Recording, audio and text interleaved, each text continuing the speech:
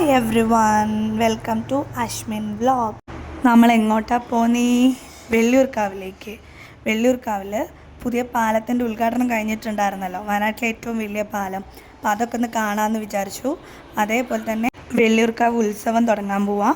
March 15 തൊട്ടിട്ട് 28 വരെ വയനാട്ടിലെ ഏറ്റവും വലിയൊരു ഉത്സവമാണ്. അപ്പോൾ അതൊക്കെ എന്തായി നോക്കാൻ വേണ്ടി പോയതാട്ടോ. അപ്പോൾ പാലത്തിൻ്റെ കുറച്ച് ഫ്രണ്ടിലോട്ടേക്കായിട്ട് ഞങ്ങൾ സൂര്യകാന്തി പൂവിൻ്റെ ഒരു തോട്ടം കണ്ടു. അപ്പോൾ വെള്ളിയൂർക്കാവ് ഉത്സവമൊക്കെ അടുത്ത് വരുന്നതിൻ്റെ മുന്നായിട്ട് തുടങ്ങിയിട്ടുള്ളതാണ് കേട്ടോ. ഇനിയിപ്പോൾ സൂര്യകാന്തി പൂവ് കാണാൻ വേണ്ടിയിട്ട് ഗുണ്ടൽപേട്ടയ്ക്കൊന്നും ആർക്കും പോകേണ്ട ആവശ്യമില്ല. സൂര്യകാന്തി മാത്രമല്ല, ഓറഞ്ചും മഞ്ഞയും ചെട്ടിപ്പൂവും ഉണ്ട് കേട്ടോ. എന്ത് ഭംഗിയാണ് കാണാമെന്നറിയോ. ഇവിടെ വന്നിട്ട് കുട്ടികൾക്കാണെങ്കിൽ 30 രൂപ, വലിയവർക്കാണെങ്കിൽ 50 രൂപയാണ് കേട്ടോ ചാർജ് വരുന്നത്. കയറി കണ്ടു കഴിഞ്ഞാൽ വേർത്താണ്. സൂര്യകാന്തി പൂവൊക്കെ കുറേ സൂര്യകാന്തി പൂ ഇങ്ങനെ പൂത്തൊലഞ്ഞ് കിടക്കുന്നതാണ്. എന്ത് ഭംഗിയാണ്. നല്ല വലിയ വലിയ സൂര്യകാന്തി പൂക്കൾ, നല്ല ഭംഗിയുണ്ടായിരുന്നു കാണാൻ. ഞങ്ങളവിടെ കുറച്ച് നേരം എല്ലാം നടന്ന് കണ്ട് ഫോട്ടോസും വീഡിയോസും ഒക്കെ എടുത്ത്.